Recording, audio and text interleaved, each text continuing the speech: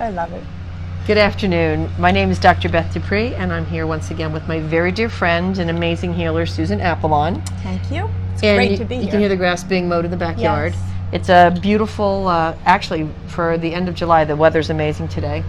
And Susan and I have been obviously doing the work that we do for Long a lot of time. years. 26 years for me, and you don't have to say if you don't want, but 30. 30 years. So we have 56 years in, cumulatively, in caring for our patients. And one of the topics that we've been dealing with lately a lot is death and dying, and how do we best support not only our patients, who are often the ones who are transitioning, but how do we support the families, the children, the parents?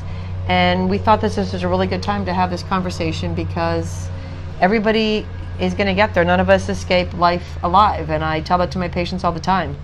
And very few of us are prepared for that time when we are going to transition. And so sometimes having conversations and setting expectations ahead of time is a way to help your family know what you want when that time comes.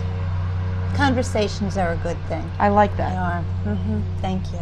Thank you. So you were just saying before we hit the play button that we really don't want to talk about this as death and dying, and I have my favorite word, and happens to be yours as well, and that's transition. It's transition. And it's transition, and I never thought of it like that 30 years ago. I certainly did not. But because I've worked, and we both have worked with patients who have eventually passed, I've learned that, and because of my research dealing with near-death experiences, in which people do die, but then they come back and they can talk about it. So for me, dying is going from the physical state to the non-physical. Quantum physics talks about energy never dying, never Can't going be created away, or destroyed. never going away, exactly, but it is transformed. So we're talking about transitioning. That's all it is. Transformation to a new plane, going into a new space. And it's a really difficult topic, because in our three-dimensional world, people see the physicality of death as the body ceases to be alive, the heart's no longer beating, the individual is no longer breathing, and that is the physical manifestation of death. Absolutely That is. is That is what what death is about. That's what the physicalness. cause goes on the death certificate. That's but right. the death certificate is not about a soul dying. The Not death about just the certificate. spirit of the individual or the soul. It's physical only. So how do we prepare our patients? How do you help someone? So when I call you and say, Susan, listen, I have a patient who I know she's ready to transition, but clearly she's on a different page in the family. How is it when you come in that you kind of make this all work? And recently we've had this conversation because as I've been thinking a lot more about the process of birth, where your soul is being born into this body, we call it labor, and it's painful and it's difficult. And we actually have people who are labor coaches called doulas. And just as the doulas, they're not there to deliver the baby, they're not there to make that part of the process happen, but they're there to ease that transition. So I actually think that you're a spiritual doula. I think that you're a transitional doula, because the work that you do directly supports each and every person in that process in such a way that we're not used to doing in the United States. We're not, No, and we're I guess not. in the entire world. So how do you do what you do? One of the things I want to do is to first be sure that the individual is really ready to go. That's the first step.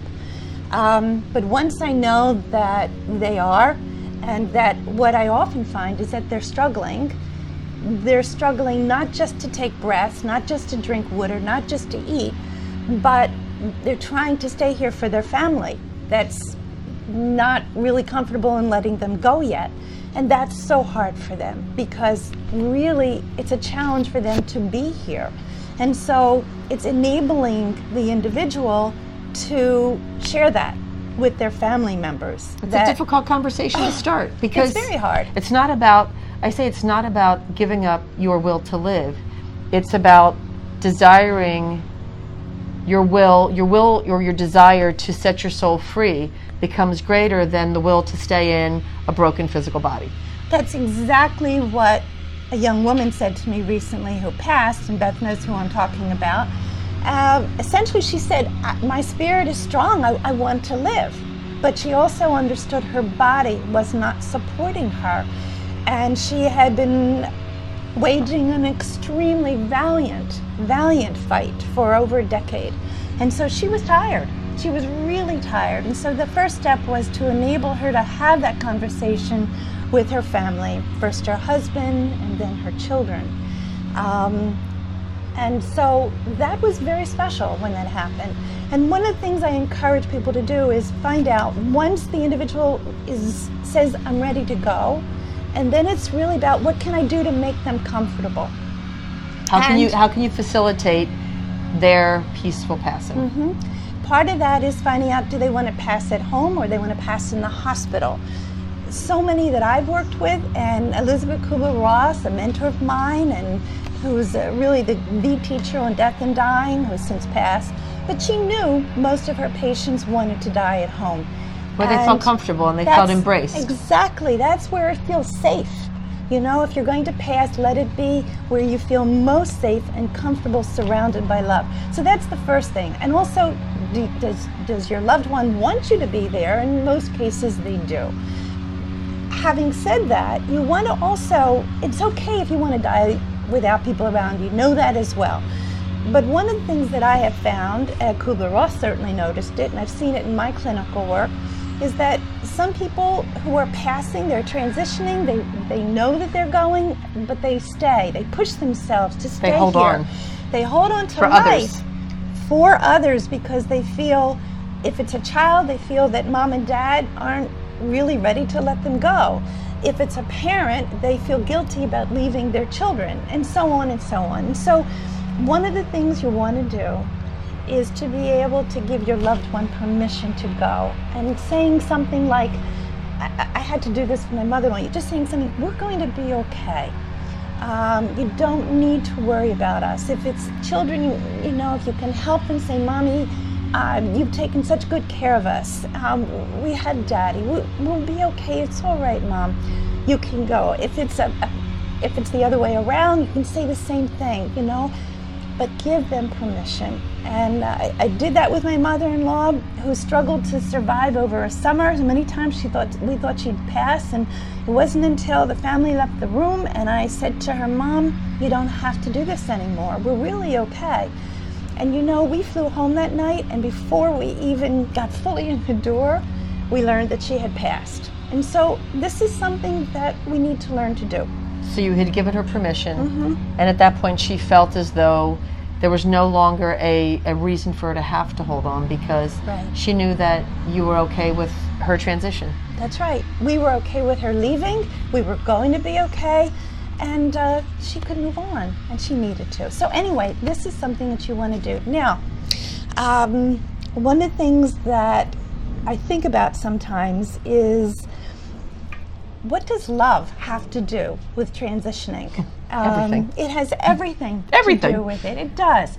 So what happens when you know that your loved one is going to pass, could be you too, you know, if you know that you're going to be passing, something happens to you where you come to recognize and realize that so many things you thought were important no longer are, especially in relationships. And you come to realize, I don't have to be angry at this person anymore. I need to just fill up with love and forgive them. And if it's you, for somebody that you love and that person is passing, you realize, I don't have to be angry with this person. So what happens is that out of love, you come to know the only thing that matters is the love, and that the things you thought were so important to hold on to, the gripes, the resentments, the guilt, they can be released. They can be let go. Now, why is that important? Because when you do that, your own cells begin to feel lighter. You actually start to vibrate at a higher level. When you do this for a loved one who's dying, they feel released. They start to vibrate at a higher level. Vibration is everything, because the higher you vibrate, the better you feel. And you want to help somebody pass at a higher level, energetically speaking, in terms of where they can just feel better. This is a great life lesson for everybody, though, because clearly letting go of anger and resentment before transitioning is important, but people who hold on to anger and resentment I always say it's like taking arsenic and expecting the other person to die, because the only thing that anger and resentment does, it eats away at who you are. It really does, chemically. And forgiveness does not mean that what someone else did was right. That's right. But it just means that you no longer are letting them live rent-free in your head and creating that toxic circle of low vibration and negativity. And I think that's, one of the greatest gifts that I can see is when someone is ready to transition and someone is getting near that place, when suddenly they just become this amazing being of love and light, and they are just so filled up, and that nothing in the world can touch that level of love and vibration. It is so pure. It is so pure. That's and right. I've been with several of my patients when they've transitioned, supporting the family, supporting them. And it really is an honor to be part of that process, because just as, when my mom, when Dean was born, my mom was able to be in the delivery room. So she was pretty much put out every time she had a baby for her 7 kids. She wasn't in the delivery room for any of my other nieces and nephews being born.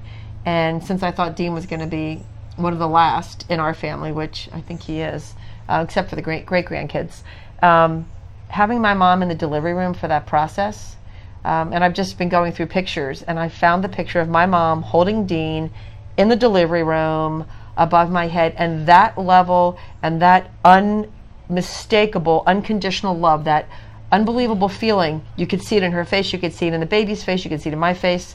That is the same feeling that someone gets prior to this transition out of physical body into that next spiritual plane.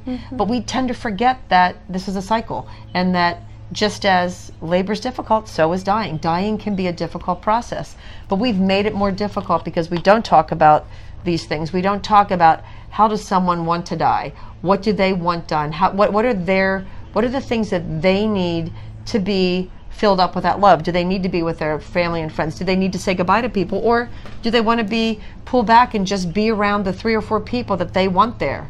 Because it shouldn't be a parade either. No, it shouldn't be. People coming in. Only the closest, the people with whom you feel the safest and with whom you feel the greatest sense of love. That's it. And I wish that more people talked about this. I mean, even so much as, people who aren't expecting to die. When someone has cancer and we know it's metastatic, it brings up that conversation, and we have that what can be a very difficult conversation, but it's also that gift to be able to discuss exactly what you want. People don't talk about what they want done, in the event or when they do die.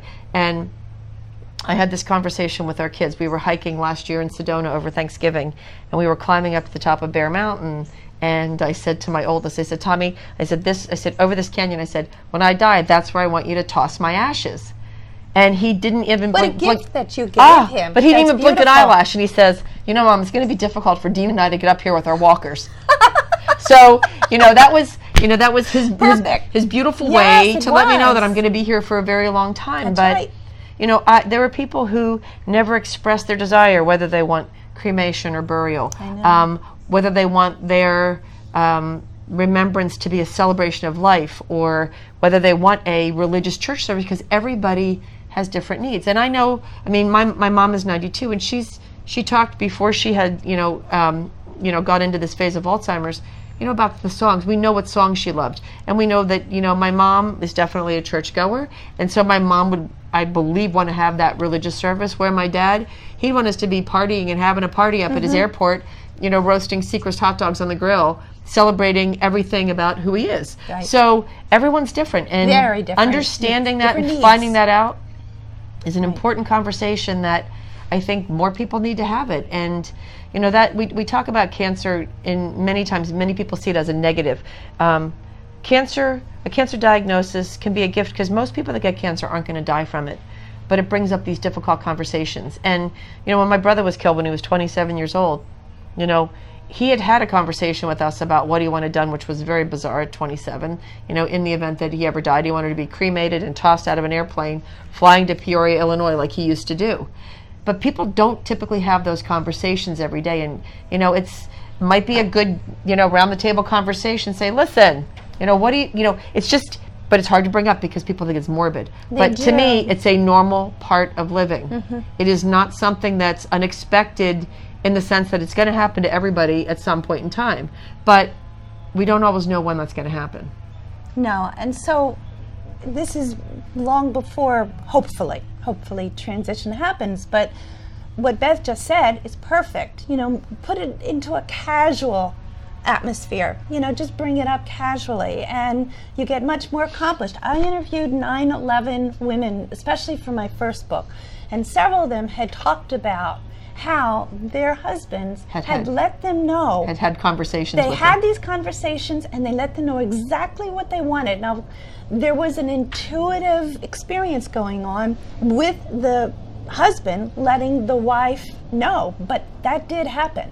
And so, yes, take time. Just, if there's something you'd like or not like, you know, let your loved ones know. Another opportunity is So- if someone has if you have a living will, if you have a medical power of attorney, if you have a will, those are the kind of things that you can actually document and put down in there, which if you don't feel comfortable talking to your family about it because you don't want to seem You can do as that. though you're discussing death and dying, that's going to be the greatest gift you can give a loved one if you pass suddenly, because they're going to know what you want. You can because have that as an they, addendum they to then your don't will. they then don't have to have the, oh, what should we do? What would mom want? What are we going to do? Blah, blah, blah. Because it is a very stressful time. Even if it's expected, it's an incredibly stressful time. For my patients and friends whose parents or loved ones have spelled out what they want, the planning of the funeral and the passing and the arrangements, they were facilitated because their loved one had actually expressed the wishes for what they wanted. It just makes it easier.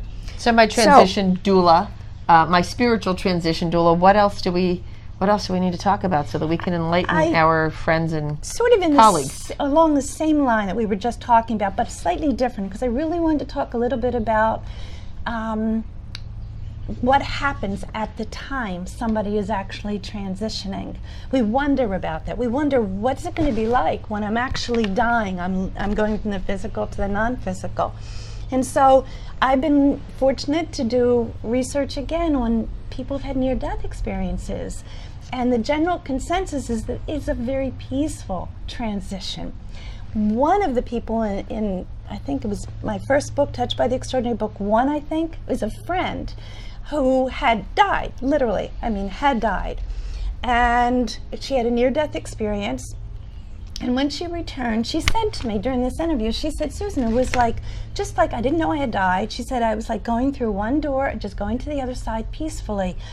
And by the way, this particular gal, when she did transition, she did see her father, and her father had died years before, and he was from France, and she wanted so much to stay with him, because what people have shared in the research is that these experiences are so filled with compassion and love and beauty and joy, and they feel like they're in the presence of something they can't even put words to. That's how great this love is. They just want to stay. And it's something like what happened to her, where a loved one is present, she meets the loved one, and the loved one says, no, you have to go back, it's not your time, which happened to her. And so these experiences, many have shared that all right, let me lead to the next point, which is sort of tied to this, which is, how do you know that somebody you love is transitioning? And what happens is that they will give you indications. Again, the people who have doctors, hospice nurses have written about how they will call the family members of their patients who are now saying, did you know I saw this one during the night, or my friend came to me, or this and that, or they've had these conversations about loved ones who have passed but who are present for them. So what happens is that something takes place where you begin to have this awareness that there are those on the quote unquote Other side. the other side, right, who are now present and wanting to accompany you during this transitional from the physical to the non-physical. And when you hear these, you want to come and be present for your loved one, because usually it is a short period of time between those moments and the passing of your loved one. I have so many stories that have been shared with me. My friend Rosalie had talked about, she lost her whole family within a year.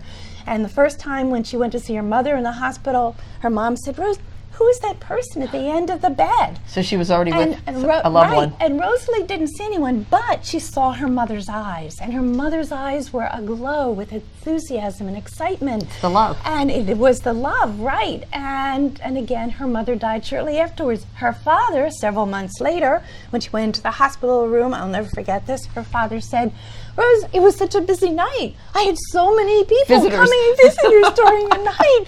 I just, you know, and they just forgot to stop at the nurse's station. They were able to bypass the nurse's station and come right to the room. And so you need to know that in most cases, from what has been reported, both to me in my interviews and the stories that I've written for my books and from the near-death experience research, you know, it is usually a very pleasant experience, filled with love, filled with light, and just, it's often a very wonderful experience.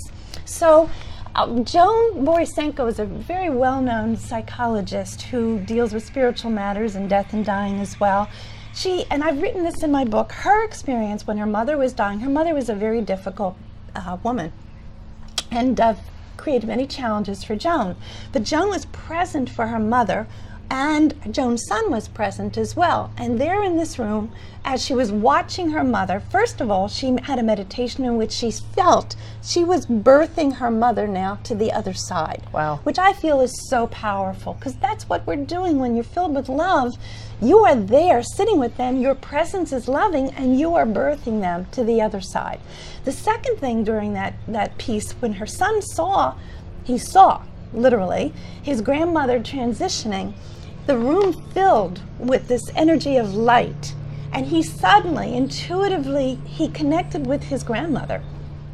And he said to his mother, and I'm paraphrasing now, he said, she's telling me that she's not who she was when she was here in this lifetime. She's basically not that difficult, challenging, nasty, sometimes difficult person, but she's a being of great love, but she came to be this way for you, you know? And that's what I try to help people their understand. Soul's contract. That's her right. Personal development. We have contracts, but this is another for another time. But we do have these arrangements we make with our loved ones, and he was actually able to intuitively pick his grandmother's message up so he could convey that to his mother. It was very special. And so at these moments, they are not the terrible moments. What happens is that we fill up with fear about what leads up to the transition. And so I try to comfort, and I know, Beth, you do too, try to comfort our patients and let them know we have medications that can ease the pain. Sometimes, as recently happened, somebody might worry about starving to death. All of these things can be handled with compassion and kindness, yes. So we don't die in such horrific ways if we can possibly help them, and we can. And so some of us wonder, well, what about after they transition? What about after we die? You know, what happens? And so I really want to talk about this a little bit as well. I have had numerous patients share with me, and again, their stories are in the books that I've written, and I wrote these books to provide you with comfort. That's very important. It's the fear of the unknown that most people have about that. Right. But what happened is the moment, for example, one patient shared with me that she was in Paris with her cousin, an artist, and her cousin was trying to draw her, paint her actually. And so what happened was that her cousin kept tearing away the papers because she just wasn't happy. And my patient asked her, what's the matter? And she said, I keep getting my father. Well, within maybe 10, 15 minutes, her cousin got a phone call and her father had just died. And so what they realized is that was her father trying to connect with her, trying to communicate, trying to say, before he leaves, I love you, I'm here for you. So many individuals have shared those stories. And it's going to happen to us too. But when we transition, those who are transitioning, what they want to do is let you know their body has died, but their spirit is here, their soul is going strong, and they want you to know they still love you. Now, love is the highest of all the vibrations, and except for enlightenment. And love, if you have a bond between two individuals, and it's the bond of love, that's the highest vibration. So your energy template, your unique energy template, and the energy template of your loved one, who's also unique, no two souls have the same energy templates. Every time you think of that being feels the vibration of your thoughts. Thoughts are energy. And so when you are deeply missing or grieving, so many people have shared stories with me, patients and others, that immediately something will happen that will connect them with their loved one. Sometimes it's a picture of their loved one falling off the wall. Sometimes it's as simple as that. Sometimes it is the immediate appearance of a feather coming down. One woman I worked with for years shared with me that when she went back, her parents were from France, and when she went back to Paris and to Normandy, each time she was in a place where she felt her father, this beautiful little feather would come down. And also it happened at the shore where she had a beach home that was her parents. Little feather would come down every time she would think of him. You know, when my father died, I remember coming back from the cemetery, and we were all in the kitchen for the Shiva. We were in many places, but those of us in the kitchen saw that the lights kept blinking. Because I tell people the easiest way that a loved one can connect with you is because you're electromagnetic energy, so are they.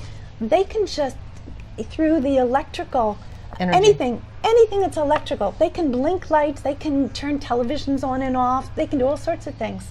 So the lights in the kitchen were blinking and they wouldn't stop. And Mary, who was my father's companion and housekeeper, said, "Doc, stop it!" And they immediately stopped. And for me, that was so comforting. It just let me know my dad was there. He was still going strong. I couldn't see him, but I knew he was there. And my patients in my office often will talk about loved ones, and then the lights start blinking. So the lights blinking are one way they can let you know. Look for ladybugs. Beth has shared numerous stories of how a dear friend of hers connects through the ladybugs. Maybe you can just talk about that for a minute. Well, it was the night that my girlfriend was transitioning. She let us know that she would let us know she was with us, and it was end of October, beginning of November, and there was a ladybug on the ceiling, and her brother had commented that the ladybird beetle was her thing, and that she loved them. And her body held on, even though her soul was starting to set free at that point. And 2 days later, when her husband had called, I was in my office, and in my medical office, and when I came back to sit down at the desk, because I pretty much knew what the phone call was, I sat down, and on the floor right below me was a ladybug. And the most profound ladybug experience was several days later, when there was a discussion about when the service would be held. Many of us were heading on a trip that next weekend, and her husband chose to delay the service till we were back. And when I got that call, I walked up into my office, and now it's the middle of the first week of November, and there were 30 or 40 ladybugs on my wall. I called my dear friend Amy, right. And she indeed had like 30 ladybugs on her wall in her kitchen at the same time.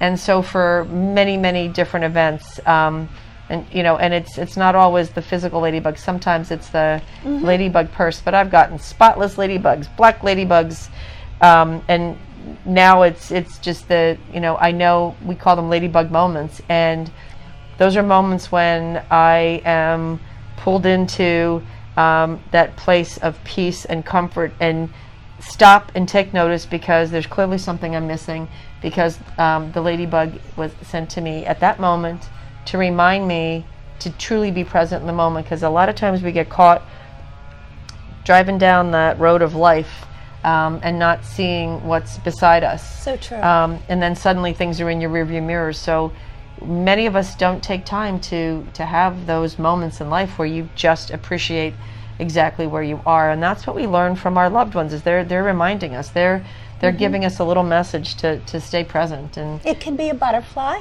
It can be a dragonfly. It can be a rainbow. I remembered a book signing. Someone picked up my book and said, "Oh, that happened to me. I was at my kitchen window. I was thinking of my mother who had passed." I'm not sure it was the mother. It was a loved one who had passed. And she said, "I remember my brother," and I'm looking out the window and there's this gorgeous rainbow, and my brother called and they shared they were just thinking of a loved one, and he said, "You know, I'm seeing this most exquisite rainbow." And they were both viewing this rainbow that went from one point to another at the same exact time. These are what we call synchronicities. These are coincidences that God are incidents. simply God incidents. That's right. They're just too coincidental to be coincidences. So the thing is, in transitioning, you can ask for a sign. And when I sat with this family recently, it was very moving, and they were expressing feelings of love and also regrets, things that they were sorry for, that they wish they hadn't done. But they also talked about, and I remember the mother had said how she might be that butterfly or dragonfly or ladybug, and you know, she could even be a spider. And they laughed. There was laughter. So just know that there are so many ways that they can communicate. It can be a license plate in front of you. That's happened to me. And again, I tell these stories in books to help comfort people, to let you know that there are ways the communication continues. I don't think a lot of people realize that the death of the physical body isn't the end of the energetic relationship. And it's not, because we're pure energy. That's where, you know, I get asked all the time, how do I do what I do? How do you take care of patients that have cancer? I said, well, there's a couple things. Number one, I don't give patients their cancer. So it's not my, That's so I don't true, have right? that personally.